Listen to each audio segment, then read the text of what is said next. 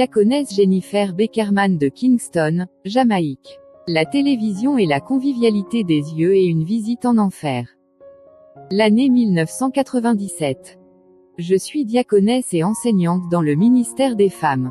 Nous traversons une phase très difficile de la foi chrétienne. Les églises ne résistent pas aux offensives maléfiques contre les véritables enseignements de Jésus.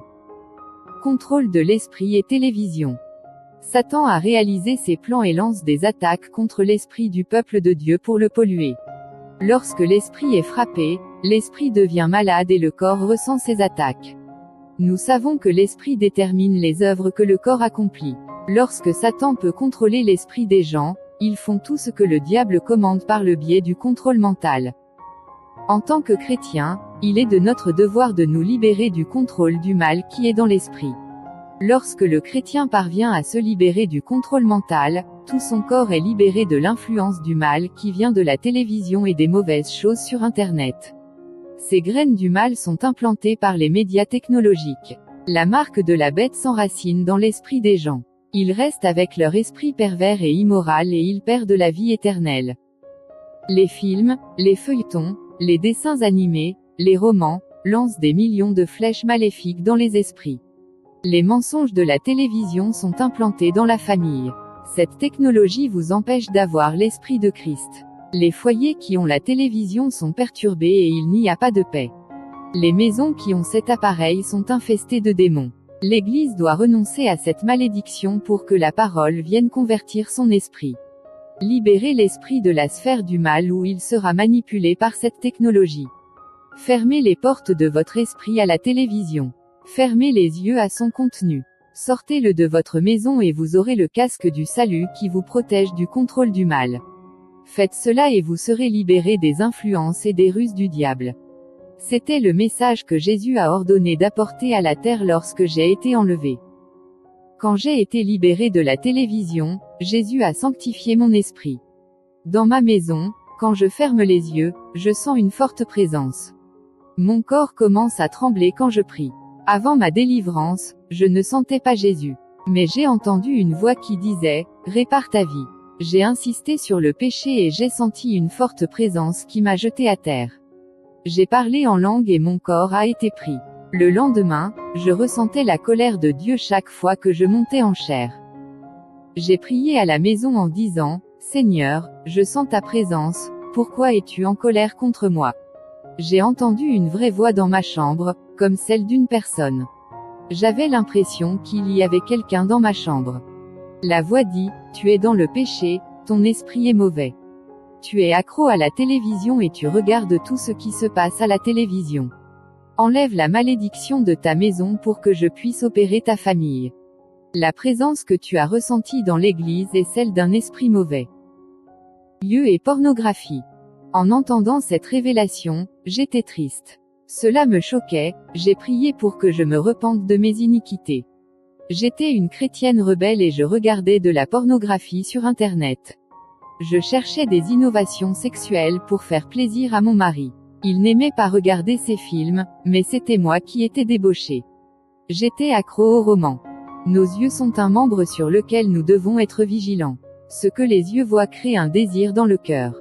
Le mal s'introduit par le canal des yeux et pousse les gens à commettre des péchés.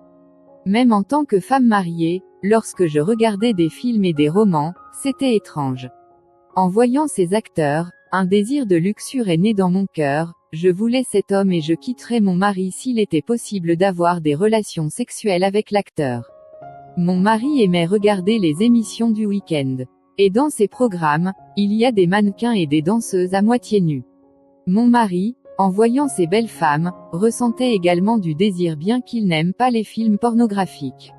Lorsque je marchais dans la rue avec mon mari, je pouvais dire qu'il regardait les femmes en appréciant les courbes de leur corps. Nos yeux sont un membre qui ne travaille que pour la chair.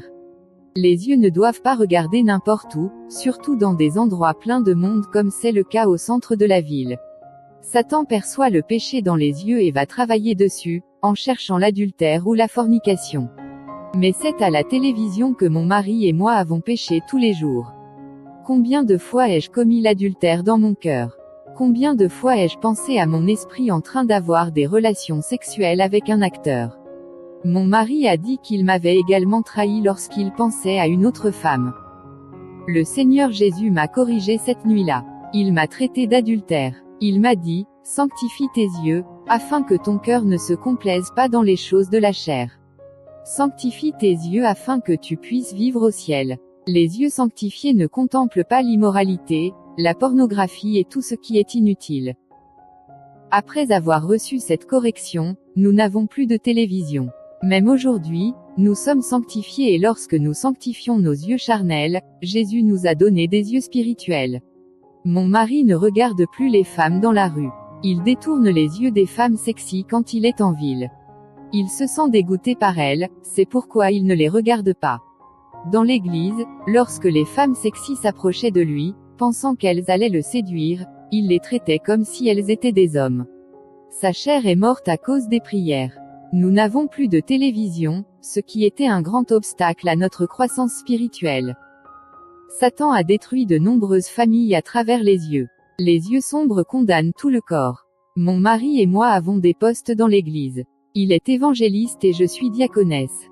Nous avions très honte devant Dieu de la façon dont nous vivions dans notre maison. Après cette nuit-là, mon mari et moi sommes devenus réels. La même voix que j'avais entendue la nuit qui a marqué ma vie, mon mari l'a également entendue. Message de l'enlèvement. Un soir, dans ma paroisse, mon pasteur a appelé un missionnaire d'un autre pays. Il a été invité à exercer son ministère ce soir-là. Le Saint-Esprit a touché son cœur pour lui parler de son expérience de l'enlèvement qui a changé son ministère. Il a dit que sa vie n'était plus la même. Il est devenu plus saint, a commencé à prier davantage et a grandi spirituellement. En voyant son témoignage, une puissante onction a pris ma vie et celle de mon mari. Je suis retourné chez moi et ce désir d'être enlevé a grandi dans mon cœur. J'ai commencé à prier davantage Dieu pour un enlèvement spirituel. C'était un secret que j'avais demandé à Dieu et que mon mari ne connaissait pas.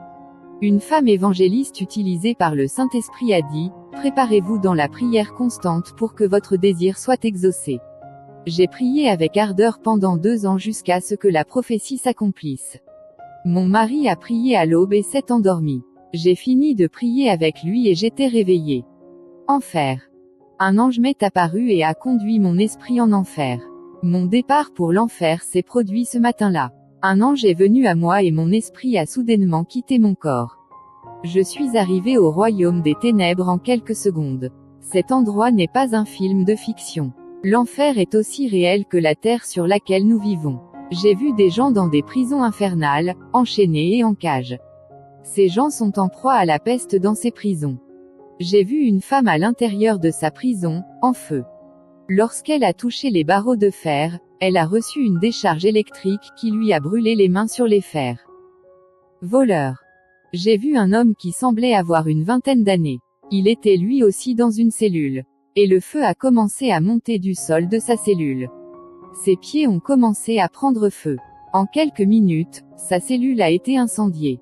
L'ange dit, ce garçon était un détenu sur terre pour avoir commis des vols. Il ne pouvait pas supporter le mauvais traitement qu'il recevait dans sa cellule. Il était maltraité par ses autorités dans la prison et ses compagnons de cellule le faisaient souffrir. Il a pris de grandes quantités de médicaments et est mort d'une overdose. Son esprit est descendu en enfer et est tombé dans cette cellule de prison. Ce jeune homme criait et appelait à l'aide l'ange qui se trouvait à côté de moi. Des flammes jaillissaient de l'intérieur de sa cellule et consumaient son corps. Tueur IMPENTIF. L'ange m'a emmené dans la cellule d'un chrétien. Et les rats affamés ont dévoré sa chair.